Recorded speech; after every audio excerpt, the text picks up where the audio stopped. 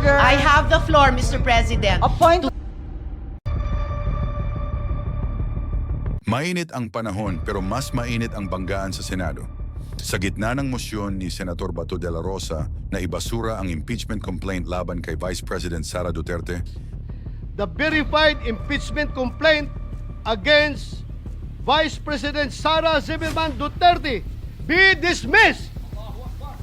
nagkaharap at nagkasagutan sina Senator Marcos at Senator Hontiveros. and I'd just like to reiterate that I wasn't being rude, but simply recognizing the fact that the point of order takes precedence over all other motions. To momentarily suspend any action, whether interpellation or seconding speech on the privileged speech. Sa usaping ito, lumitaw na magkaiba ang pananaw ng mga senador.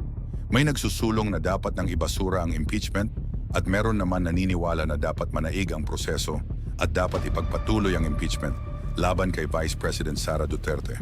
Habang umiinit ang usapin, mas lalong lumalalim ang tanong. Aling panig ang tunay na nagtatanggol sa interes ng bayan? Panoorin pa natin ito. Noted and entered into the record, Senator Judge Marcos. You may proceed, ma'am.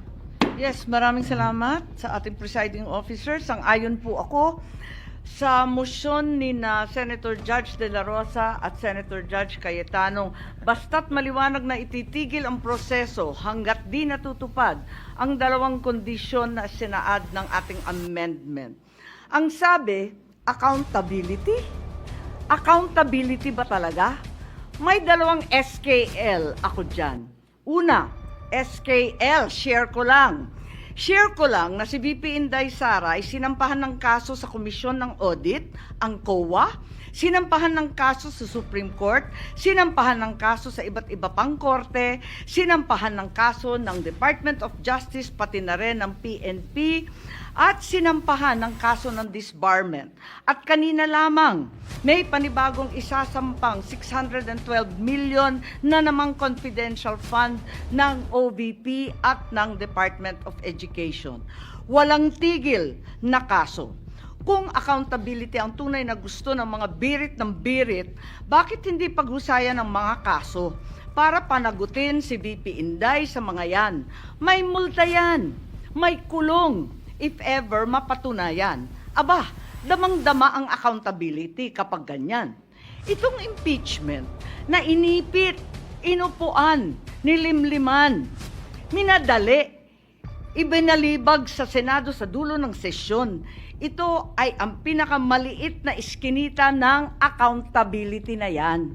Itong ipinipilit na impeachment, aminin man nila o hindi, ay para lamang manira ng imahe ng isang publiko at walang uuwian, kundi pag-disqualify kay VP Inday Sara para sa eleksyon ng 2028. Yun lamang ito. Pinahihirapan pa natin ang ating mga sarili. Alam naman nating lahat, tayo at ang sambayanan, hindi accountability ito. Tungkol ito sa pagpigil kay VP Inday Sara para sa 2028. Huwag na tayo mag-production number. Yan ang gustong puntiryahin. Kaya ang pangalawa kong SKL, ikalawa SKL, saan ka lulugar? Kapag umuo ka sa pagpatuloy ng impeachment, magpadala ka sa mga ambisyoso ng 2028. Kapag pinadismiss o pinaremand mo naman, sasabihan kang pinoprotektahan mo si Inday. SKL, saan ka lulugar? Ako sa tama. Magpakatotoo tayo, mga kapatid na hukom at senador. Malayo pa ang 2028. Maraming gutom at naghihintay ng serbisyo mula sa Senado. Hindi tanga ang Pilipino. Alam natin ang motibo at tunay na pakay ng mga lulong sa ambisyon at kapangyarihan. Maraming salamat po. John, ninonote ko po yung amendment sa motion na ginawa ni Senator Judge De La Rosa at nag-object pa rin po ako sa motion na yan. Pero una po, dun sa point ni Senator Judge De La Rosa na a motion to dismiss is inherent in the powers of every judicial or quasi-judicial body. Hindi po ito totoo. Sa katunayan, maraming rules of procedure actually sinasabi na ang motion to dismiss ay prohibited pleading. Gaya po ng rules of procedure na nag-govern sa mga intercorporate controversies. At kahit pa po kung kailan sila pinapayagan, kung kailan pinapayagan yung motion to dismiss, a motion to dismiss is a litigious motion at hindi po pwedeng i-grant na hindi binibigyan yung affected party ng pagkakataon na marinig. Hindi lang po yan ang gusto kong puntuhin talaga, Mr. Presiding Officer. The one-year bar rule has already been clarified in the case of Gutierrez versus House of Representatives Committee on Justice, GR number 193459, February 15, 2011, gaya ng kinote din ni Senator Judge Poe. The court in re explained that multiple impeachment complaints can be filed basta't iisang referral lamang sa Committee on Justice ang ginawa. Hindi po nilalabag yung 1987 Constitution. Gutierrez explains the rationale for this and I quote, ibang quote po sa quote ni Senator Judge Poe, "It becomes clear that the consideration behind the intended limitation refers to the element of time and not to the number of complaints. The impeachable officer should defend himself in only one impeachment proceeding so that he will not be precluded from performing his official functions and duties. Similarly, Congress should run only one impeachment proceeding so as not to leave it with little time to attend to its main work of lawmaking. The doctrine laid down in Francisco that initiation means filing and referral remains congruent to the rationale of the constitutional provision. At sa ating sirkumstansya, Mr. Presiding Officer, iisa lang ang impeachment case na kasalukuyang dinidinig. At precisely, arguments for or against should not be debated by us alone. Kaya nga po't inuulit ko yung posisyon ko na respetuhin natin ang due process at bigyan yung parties ng oportunidad madinig at oras, panahon, isumite yung comments sa isyung ito. Sa totoo lang po, ang proper pleading ay motion to quash, pero hindi naman po ito ginagawa ng Senator Judge. Ito po ay fina-file ng defense. Pareho sa Estrada, impeachment, at Corona, impeachment, motions to quash were filed by the defense before the impeachment trials. Yung prosecution sa mga kasong iyon ay binigyan ng oportunidad na mag-oppose. Pagkatapos ng lahat ng iyan, ang impeachment courts ay dinismiss yung motions to quash on the basis of presumption of regularity and parliamentary courtesy. Mr. Presiding Officer, kesyo motion to dismiss o motion to remand, isa lang po yan. O motion to return, iisa lang po iyang lahat. It is an effective termination of the impeachment. Remanding is a functional dismissal.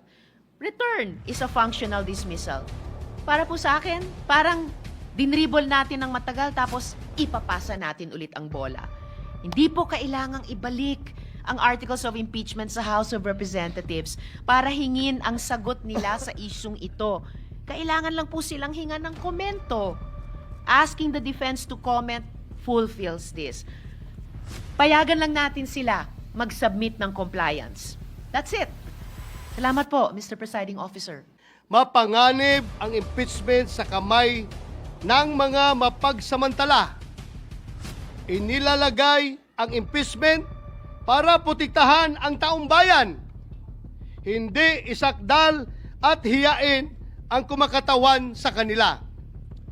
In the 2012 case of Chief Justice Renato C. Corona versus Senate of the Philippines, the Supreme Court declared impeachment, described as the most formidable weapon in the arsenal of democracy, was foreseen as creating divisions, partialities, and enmities, or highlighting pre-existing factions with the greatest danger that the decision will be regulated more by the comparative strength of parties than by the real demonstrations of innocence or guilt.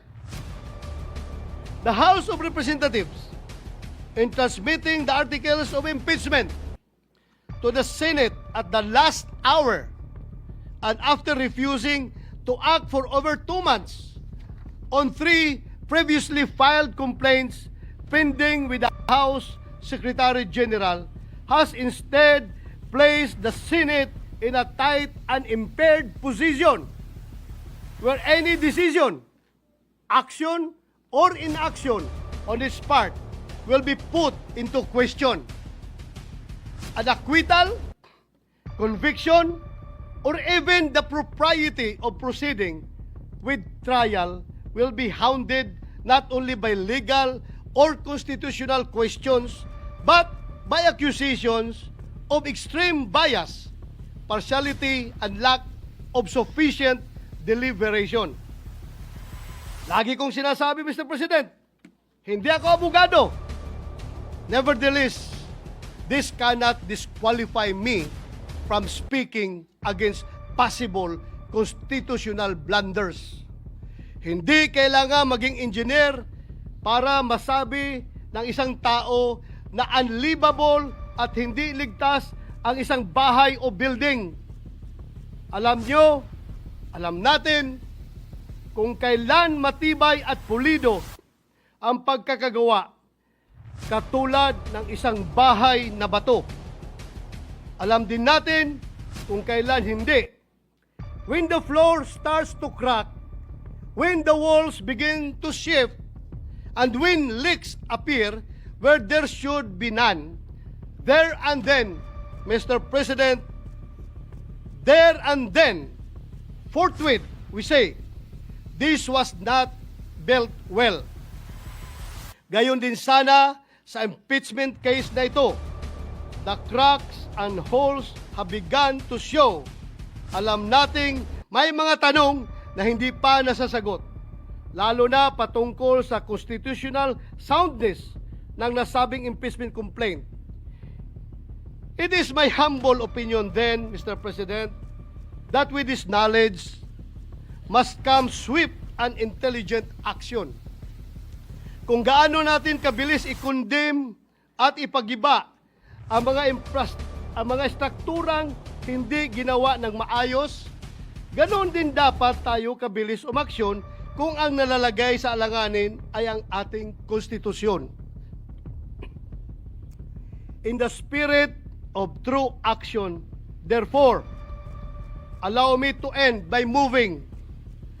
I respectfully move that in view of its constitutional infirmities and questions on the jurisdiction and authority of the 20th Congress, the verified impeachment complaint against Vice President Sara Zimmerman Duterte be dismissed. Mr. President,